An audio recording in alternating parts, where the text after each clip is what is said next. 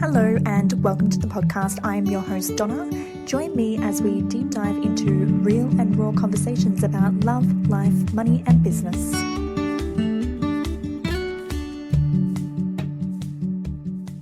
Hello, everybody. I would like to welcome Marion Mays to the podcast. Marion and I met a couple of years ago when she invited me along to a charity event for women in domestic violence, which is the area of work that I used to work in at the time. And I really loved Marion's motto when she said, "A man is not a plan." I really admired her for encouraging women to build their own wealth and stand on their own feet.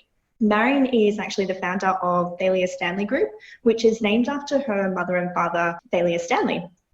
So TSG, short for Thalia Stanley, is a boutique professional mentoring firm that advocates financial literacy and proactive wealth accumulation for women. Amongst her many professional and charitable positions, she describes her most important role as a mother to her 11-year-old, actually now 12-year-old son, Somerset. I saw on Facebook, it was his birthday. So in March 2019, Marion actually received the prestigious Financial Executives Women's National Award. That's actually a mouthful to say out loud for the positive progression of women in Australia.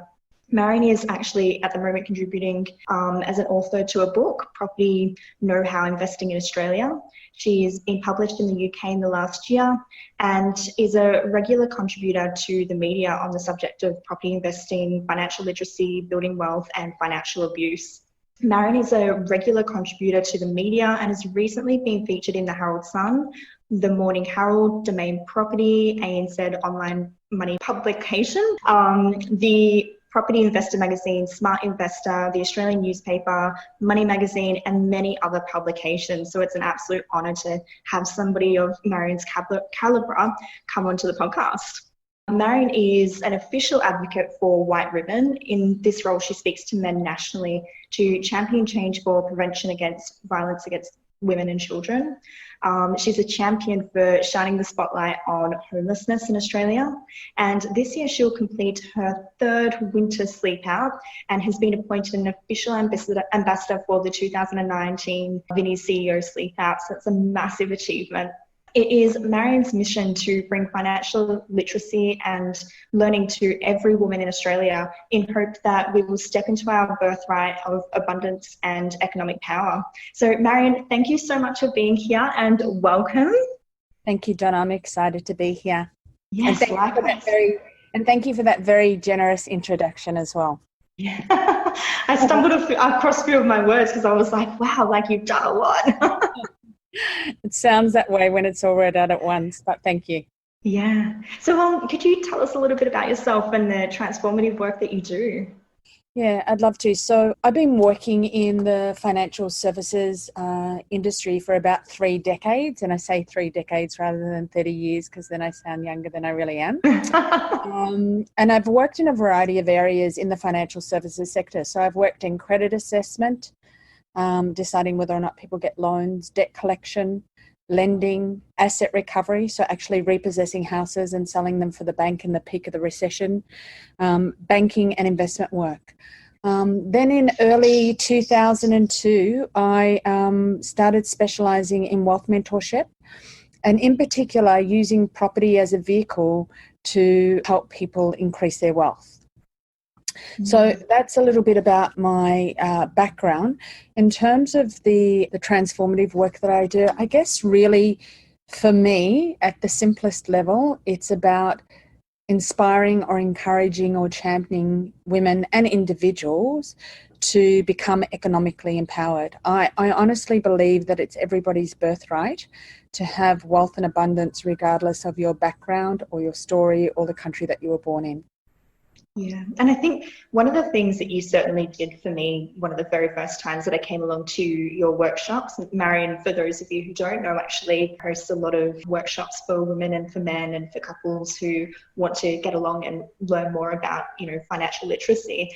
And one of the things that became abundantly clear that I didn't know of and I wasn't aware of at the time was when I retire, I'm not going to have a hell of a lot to fall back on. That was, what it was at the time. That was the case for me at the time until I came to your workshop and I had that awakening of, wow, I really need to start, looking at where I'm putting my money and investing. Yeah, absolutely. And so I think that's really where, and I love that you share that, Donna, because that's really where my vision and my mission to bring change to this world really comes from. And it's about the economic empowerment, as I said earlier, of women. Well, not just women, but for anyone really who decides to take self-responsibility for their own future.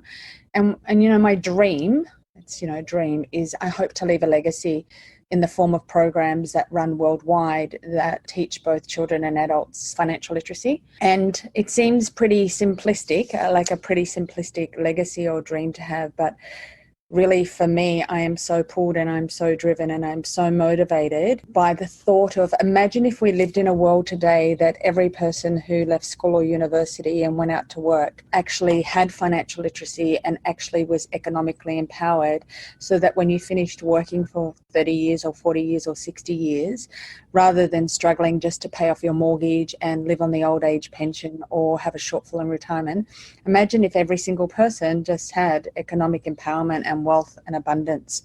And this is the thing, we don't get taught any of that in school. Like, I know for myself, for my family background, there certainly wasn't any sort of financial literacy. My parents were basically living off what they knew about finances and money and what their beliefs and stories were around that. So anything that I learned was from them. It's not taught in schools. And in fact, it was funny, I was having this conversation with Caleb today about a lot of the TV shows that we watch as kids. They make the rich person, or the so-called rich person, be the person who's the devil or the mean character in the films. And I'm like, it's no wonder we have this aversion to having money. It's so true. It's so true, isn't it? And there's a saying, we say that wealth or poverty is intergenerational. It's wired into our DNA. And so if you look closely enough or you study people closely enough, what you will see is that, generally speaking, as a broad generalization, that rich people, wealthy people breed rich people, wealthy people, and that poor people breed poor people. So we say that wealth or poverty is really intergenerational. Yeah. I absolutely believe that to be true, because I know for myself, anything that I've learned to date has been through me going and actually searching for that information and actively going, you know what, I want something different. I want to break that cycle. So I couldn't agree more with that. And I've noticed that same sort of cycle play out as well in terms of, wealthy families and, the middle class families or the poorer families, playing out that same cycle. So true. So true. So did you always feel comfortable having a voice and sharing your mission about financial literacy, or is this something that you had to kind of grow into? Oh my God. So no, actually, in fact, when I announced that I was going to start a company based on financial literacy, many of my peers and my colleagues, keeping in mind I'd been in the traditional financial services banking world for 30 years. So many of my peers and my colleagues told me that I would be committing commercial suicide, whatever that means. Yeah. So the naysayers told me that, the banks and the financial planners are already doing that work. So what's the point of reinventing the wheel that already exists? So really, Donna, from the beginning, I had fear that my concept would fail. But beyond the critics' voices, I had this deep intuitive knowing that the current financial services model was not working, right? Because if it was working, we wouldn't see this situation where it was failing the masses. If we look at statistics, less than 5% of people retire with enough money to live comfortably. And then we have the statistic that women over 55 are the fastest growing demographic of homelessness. How can that be? Yeah. So that, people work an entire lifetime and they're lucky if they can achieve just paying off their home with not much else for their, decades of hard work. Mm. So I guess for me, I knew deep inside there had to be a better way. I didn't wake up one day and have instant confidence that, I'm such an amazing leader. I'm going to go out there and share financial literacy and spearhead this space or be a leader in this space. But what I did do was I had this deep intuitive knowing and I had a conviction to serve. And so I just started helping one person at a time. So this is really important. Like some people think, when they're starting a business, that they got to get their business plan and their cash flow projections and analysis, and they've got to have their whole marketing plan. I didn't do any of that. I just started helping one person at a time. And I didn't set out to be big or to establish a well-known brand. I just set out to do really good work that would change the quality of people's lives. And I literally did it that simply. I helped one person, and then asked them for a testimonial. And then I moved to helping the next person and then asked them, do you know anyone that needs help with money or is struggling with finances, got debt? There was no shortage of referrals, obviously, or business because everybody knew somebody who needed help. No, so in answer to your question, I wasn't comfortable, but confidence grows and skill set grows with repetitiveness and practice and commitment. And that's what I did. I helped one person at a time. Sometimes I got it right and sometimes I got it wrong, but I pushed on and then I helped the next person and then I helped the next person. And then I realized that, I'm really time limited. I can't keep helping people individually. And so then that progressed and transitioned to doing educational events in financial literacy. Yeah. And my confidence grew as a result of just doing that one step at a time with one person at a time. And that's it. I think sometimes we can overthink things so much and we think, like you said, we need to have a business plan and we need this and that and the other, and who's going to believe me because I've never done this before. And sometimes it's actually just about stepping out and taking the action, one person at a time, one step at a time, and then starting to build the confidence up that way. Agreed. And so where did you, if you don't mind sharing with us, where did you come from in terms of where you were previously? How did you build yourself to the leader that you are today? What do you think kind of has grown in you from where you used to be to where you are now?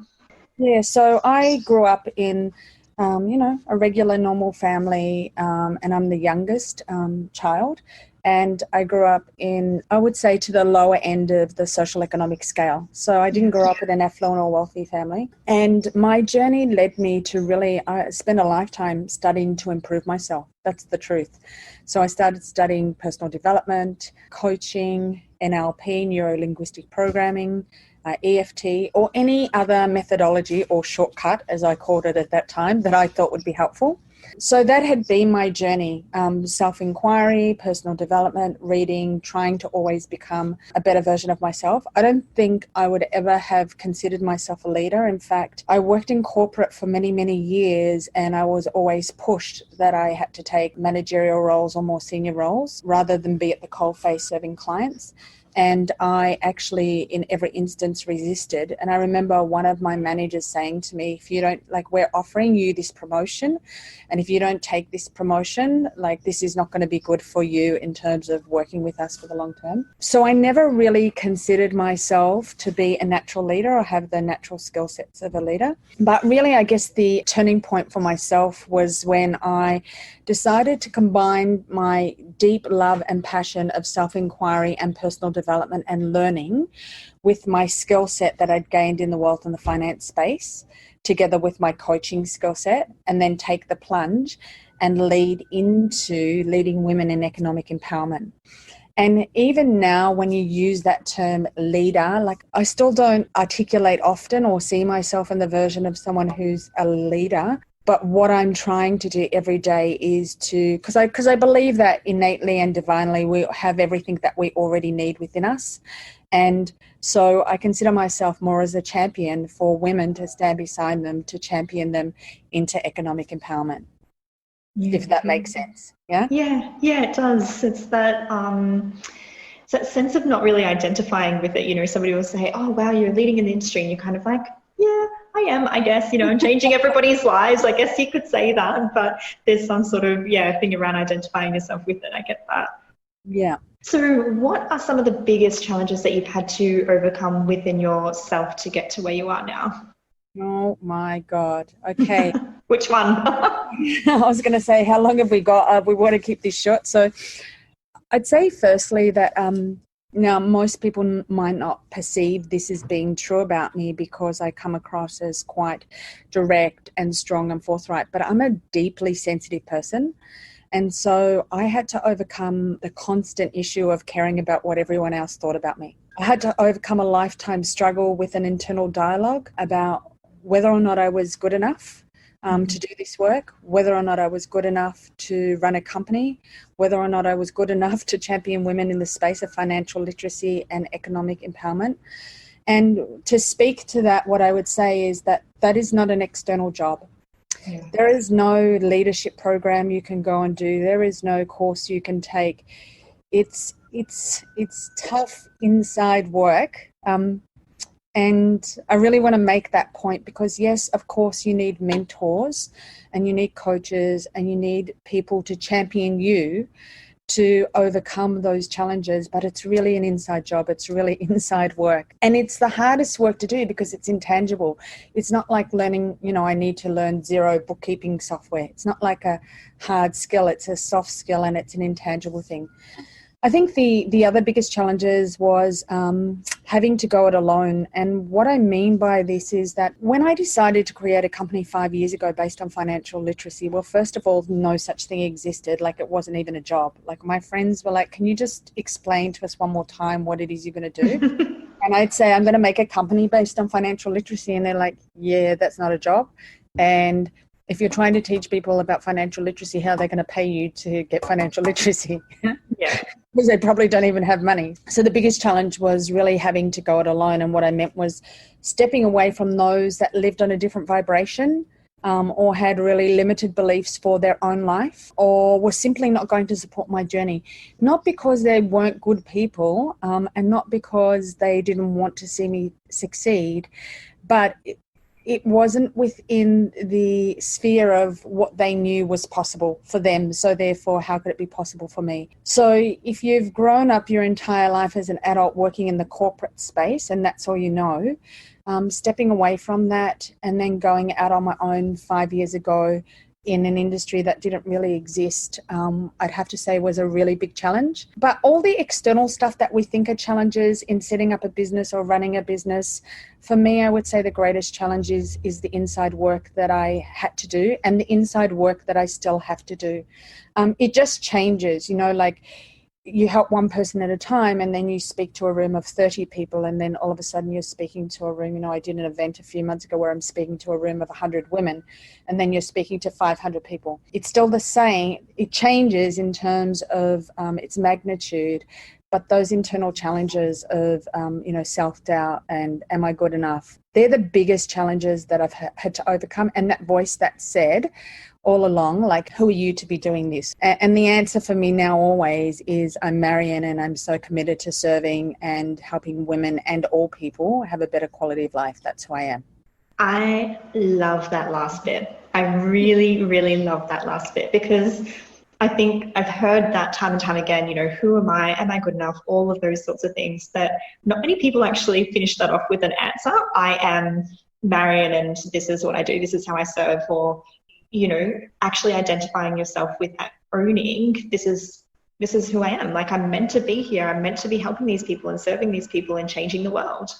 Yeah, I think everyone has to do something, right? Like we need mechanics to fix our cars, yeah, and I'm not skilled in mechanics, and we need brain surgeons to operate on our brain, and we need nurses to take care of us when we're in hospital. Like, so everybody has to play some kind of role. And so for me, I go, well, okay, I'm Marion and my role is to help people with money and finance and build wealth. And that's what I had to bring it back to, that simplicity, to say everybody has to do something and this is what I'm choosing to do.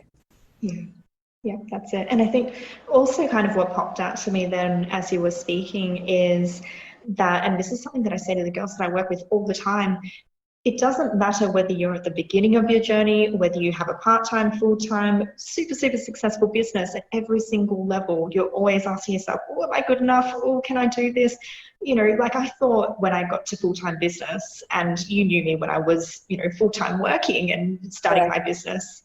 Yeah. I thought when I got to the level that I'm at now that I would be all sorted and all of those things would have gone away. And I'm like, no, they're still there. Like, there's still another level to, to work to get to. And there's another level of self-trust and understanding myself and backing myself to be, good enough and to know that I am and I can do this. So I love that you're sharing that and you're showing the real and rawness of that at any level, this is definitely something we're just all experiencing all the time. Yeah, it's so true. Even now, at the end of this month, I'm going to speak to a very large room of people, and I've done it. I've been doing it for 5 years. And am I nervous? And am I worried about what I'm going to say? And absolutely, it doesn't change. That need to continually reinforce your self-belief in yourself. That need to continually work on your self-confidence. I don't know, look, it may for other highly successful people, but for me over the last 5 years, I found that, I've improved, but it's a constant skill set that I need to keep working away at, because it's not easy to put yourself out there, yeah? Yeah.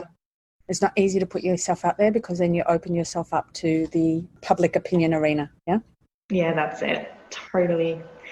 So what are some of the key distinctions that you've noticed about women who have been able to build a wealth portfolio as opposed to those who perhaps haven't been able to?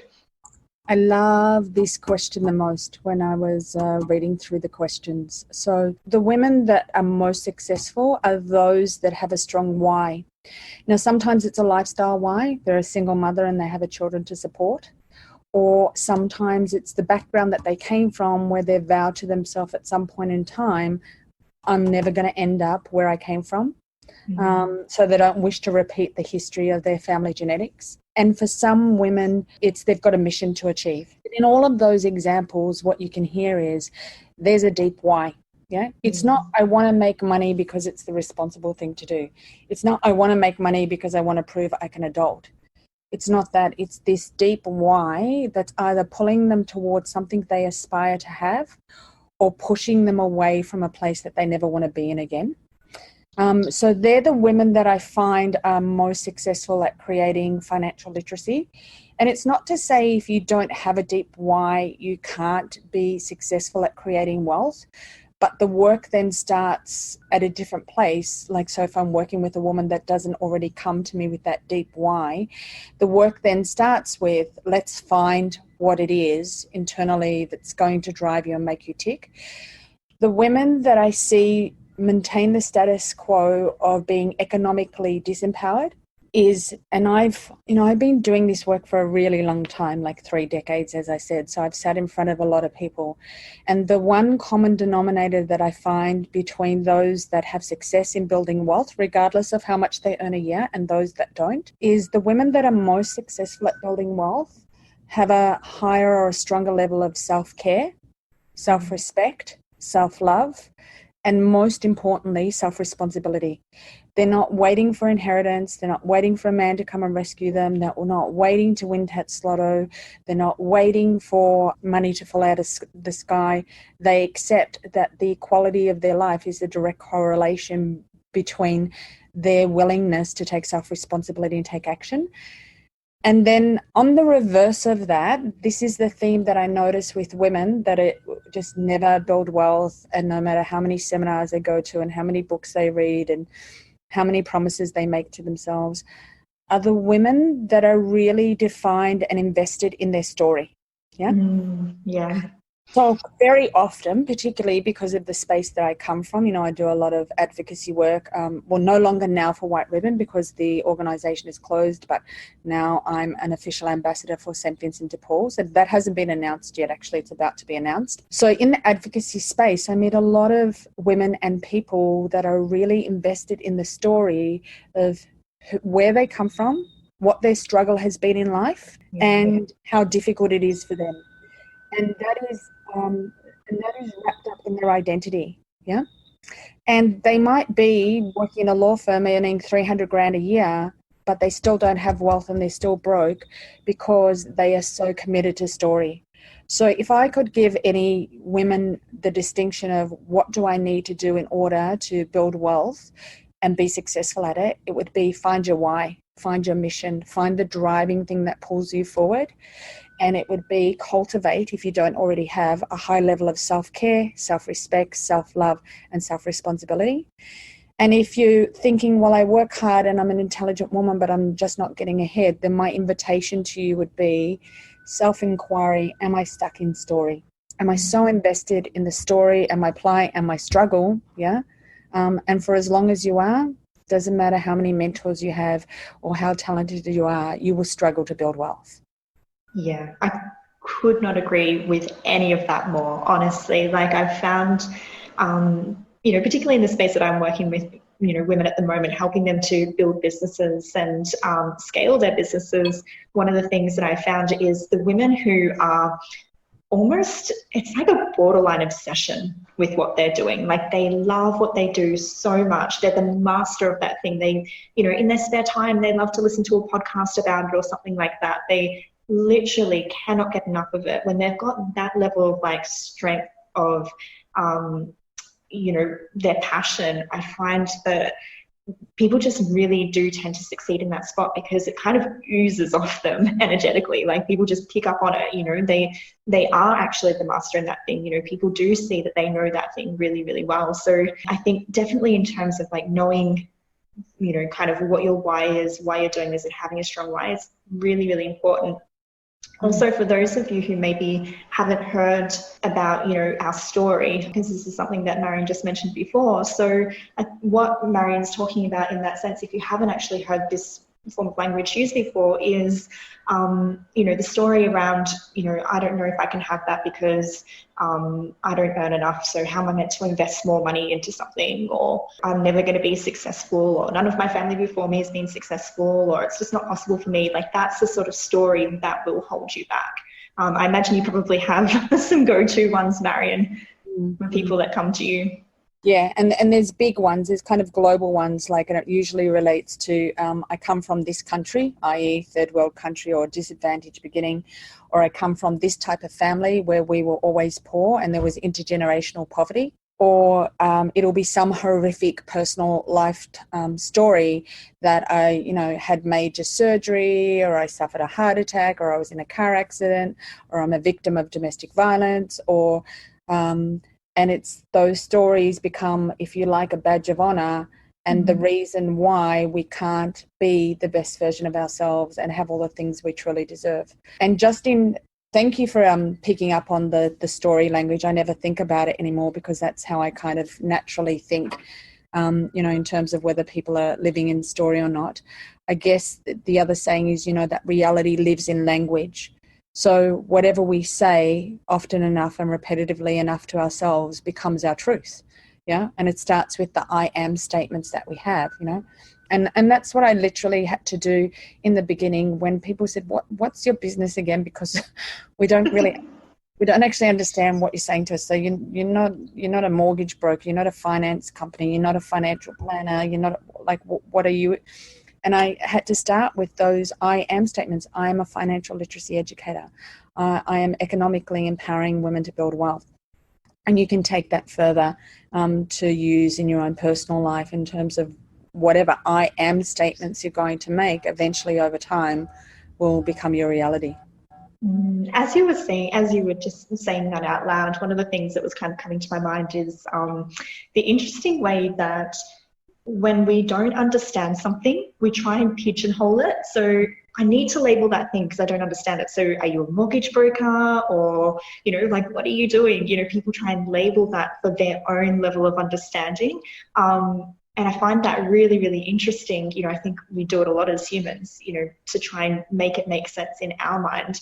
And I think, because I certainly had the same sort of thing when I started coaching. People were like, I don't really understand what you do. So yeah, I get that. And it gives us the ability and the opportunity, I guess, to really own what it is that we do. I am Donna and I help people, essentially what you were saying before. I run a program that's called The Inside Job, helping women to, get through the internal dialogue that's happening for them and let go of those stories that they can start a business, become a leader, all of those sorts of things. But it's it's being able to kind of repeat that time and time again that's really got me into that space of being like owning this. You know, it's part of my identity now of how I help people. And I guess people give us this opportunity. You know, it might seem a little bit like they're doubting what we're doing, or, you know, I think it's purely they don't understand it. It's so foreign. Agreed.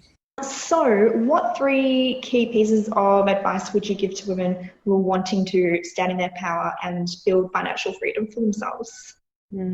So it starts with the absolute basics of getting financial literacy. Yeah. I don't care whether, you know, I work with clients that have PhDs, I work with clients that earn $200,000-$300,000 a year, I work with some incredibly successful international coaches, I work with people who earn $20,000 a year. It starts with the absolute basics of getting financial literacy, and we touched on earlier that financial literacy is not taught in our national education system in Australia, it's not taught in our secondary schools, and it's not taught in our university. So if when people start talking money related things to you kind of glaze over, or you don't understand what they're talking about, that's a definite sign. So getting financial literacy would be the number one thing that you need to do. The second thing I would say is that, you know, money is a pretty important thing. And it's not that I define myself by my wealth or my material items, but let's get real. Money dictates and controls every area of our life. So, you know, I'm a mother who has a child, and it became so poignant and so real for me about how important money was once I had my child, because when he became very unwell, it was the money that I had access to that meant I could stay home and care for him, and it was the money that I had access to that meant I could get him the best medical treatment available. So given that money is a pretty important thing in our life, and that it affects every single area of our life, I would encourage people to get a professional mentor. Now, the question I get asked more often than not, because I work in this space, is, but do you have a professional mentor with your wealth? Do you have a team of people? Absolutely. So this morning I just had a meeting with my financial planner because I'm about to tip a large sum of money into the open market. So not properties, you know, so you can invest in property, or you can invest in shares or manage funds. And I'm just about to tip a large sum of money into, you know, the open market. So this morning I had a meeting with my financial planner. So the answer is definitely yes, I have a mentor as well. And this, above all of that, is the most critical thing. If I could just say to if a woman said to me, what's the one thing that I could do that would assure me that I would have wealth in 10 years, 20 years, 30 years, and would simply be this: buy assets that go up in value over time and have the capacity to produce a passive income. And I'll just say that again: buy assets that go up in value over time and have the capacity to produce a passive income. Because it doesn't matter whether you earn $60,000 a year or $100,000 a year or $300,000 a year. I have clients that earn within all of those ranges. Our income that we earn really after we've paid tax is really to pay for our living cost and then to take some of it and invest. It's never our salary or our income, even for business owners. So what people have to understand is, like, right now I'm a business owner, right? So people think, okay, but you're wealthy because you're a business owner. No, I'm not wealthy because I'm a business owner, regardless of whether my business turns over $250,000 a year or $2 million a year. I'm wealthy because I buy assets that go up in value over time.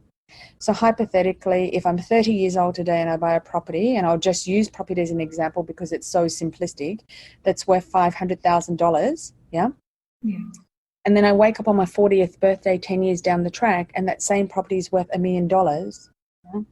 Then I've made $500,000. Now, whether I earn 60 grand a year during that 10 years or whether I earn 100 grand a year, it's irrelevant. It's the asset that I bought that went up in value over time that enabled me to have wealth. And so the number one mistake and issue that I see across the board, yeah, whether people are earning 50 grand a year, 100 grand a year, 200 grand a year, the missing link is they're not buying assets that go up in value over time and can produce a passive income. And then the next question people ask me is, well, do you frequently buy assets? And the answer is absolutely yes. And right now I'm aggressively buying assets because of my age and because I'm, you know, planning for my later years. And that can look like buying an asset every year. whether that be another property every year or whether that be investing in shares or managed funds. That's the critical thing. Everything else is noise. Like if you get a whole lot of financial literacy and you go to 20 seminars and you read 30 books and then you get a professional mentor and you tell everyone, I'm so great, I know so much about financial literacy and I've been to 50 seminars and I've got a professional mentor. The key is you have to be buying your assets that go up in value over time. What you've just said just kind of triggered something in my mind, something that I'd learned through a book. I can't remember what it's called right now, but essentially what it is like you have your employees, you have your solopreneurs, you have your business owners who have people working for them, and then you have your investments. And it was saying that at every level, you need to be investing. So you could be an employee working for somebody else, but you need to be investing, or you could be a solopreneur, like myself, but you need to be investing because you need to have your money working for you as opposed to always be working for your money, which is, I think, what a lot of us do. We put our time and energy into making money as opposed to putting some of our money aside into investing and having our money work for us and build for us over those years. Yeah, and I think, Donna, in your specific example, so you're a solopreneur and you run a successful business and make a substantial amount of money. And even, so what I say for self-employed people, solopreneurs, entrepreneurs, whatever we like to call ourselves, it is actually more critical because you don't have the luxury and the benefit of sick pay and casual pay and, sick leave and holiday leave and superannuation entitlements. You only get to have money if you're generating money through your business.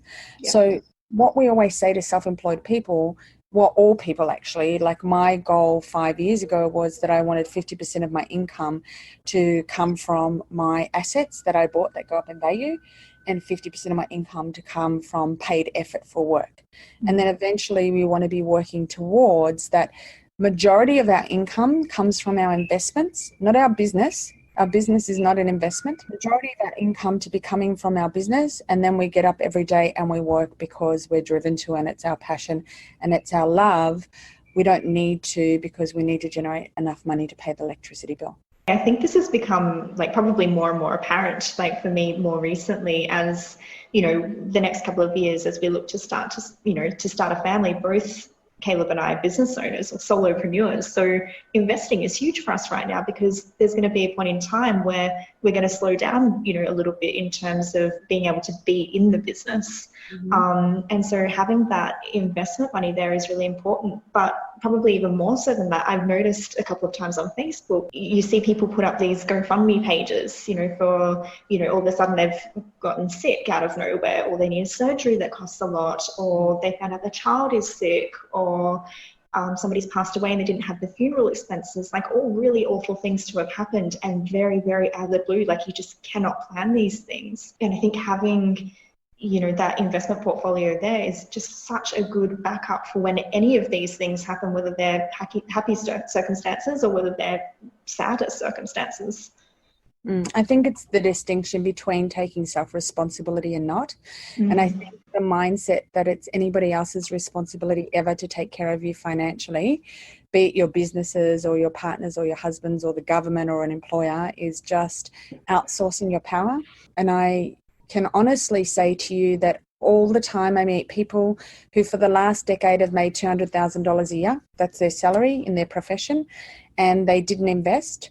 And, after they pay tax of whatever it is on $200,000 a year and their living cost, they might have a little bit of savings in the bank, but they've earned $2 million in 10 years and they have no wealth.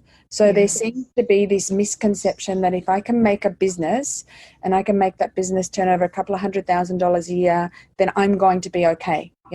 And it's absolutely a false sense of security because that income doesn't stay with you year after year. You have to keep recreating it every single year.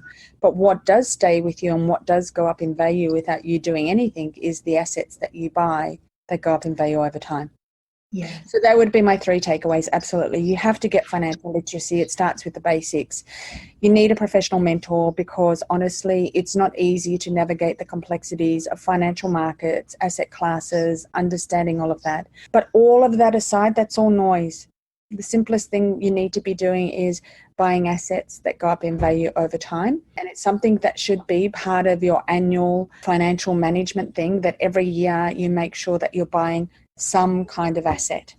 Yeah, I agree. If you can afford to, buy new, fancy clothes, designer clothes, or go out and have your cocktails on the weekend at $20 a pop in Melbourne, or, any of those sorts of things, go buy the fancy new car when you can afford to put a certain percentage of your pay away for your investments. And so that if anything should happen, or for the future when you're ready to retire, whatever comes first, that you do have that backup there. Like, I could not agree more. It is totally about personal responsibility. And I think that's a really, really great message to get out there. Thank you. Pleasure.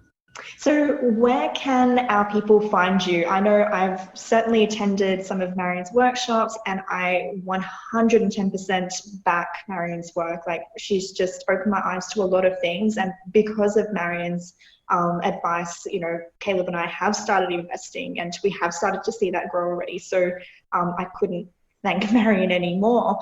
So where can everybody find you so that they can start doing the same thing and start building wealth? Yeah, so I'm in all the usual places. I'm online, and we have a website, thaliastanley.com.au. I'm on LinkedIn under my personal name, Marion Mays. I'm on Facebook. Thalia Stanley Group is on Facebook. Marion Mays, Thalia Stanley, which is my professional profile, which I invite anyone to send me a friend request to, is on Facebook. So all the usual places on social media. And I work with, just to make it really clear, so I work with clients all over the world. So, I work with clients at the moment in Singapore, Dubai, Bali, England. Yeah, so it doesn't matter where you live or where you're earning money. We can work together, even though I'm based in Australia, and we can help you buy assets in Australia, help you buy assets in the UK, wherever you choose. Yeah, beautiful. And also, like, if you haven't found Marion through any of those other forums, whenever Marion tends to have workshops, she lets me know, and I always share them onto my pages as well. So they'll also be on my pages as well if you're looking to find where Marion's at. So between the two of us, you'll be able to find her. So Marion, I just want to say a really, really big thank you for your time, your energy, for all of the wonderful advice that you've shared with everyone today, and just sharing a little bit about you and your journey. Really, really appreciate it. Well, thanks, Donna. I'm really grateful for the opportunity to come on, and I hope that if nothing else resonated, anybody who's listened to this podcast just remembers, buy assets that go up in value over time. Yeah. All right. Thanks, Marion. My pleasure. Thanks so much.